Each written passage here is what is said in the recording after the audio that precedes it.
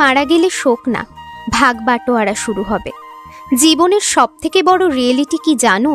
যখন তুমি মারা যাবে তখন তোমার সব থেকে কাছের মানুষগুলোই তোমাকে শ্মশানে নিয়ে যাওয়ার জন্য ব্যস্ত হয়ে পড়বে। কেউ বলবে, আর কতক্ষণ লাগবে, তাড়াতাড়ি করো। তারপর তোমাকে যারা আগুনে সমর্পণ করবে তারা সমস্ত নিয়মকানুন মেনে পিছন ফিরে না তাকিয়ে ফিরে আসবে, যাতে আত্মাটা না তাদের পেছন পেছন চলে আসে। তারপর তোমার জামা কাপড় সব গরিবদের দান করে দেবে, নয় ফেলে দেবে। কিন্তু যেটা ফেলবে না সেটা হলো তোমার টাকা পয়সা, বিষয় আশয়, সম্পত্তি, গাড়ি বাড়ি। সেসব নিয়ে একদিন হিসাব করতে বসবে। কে কি পেল?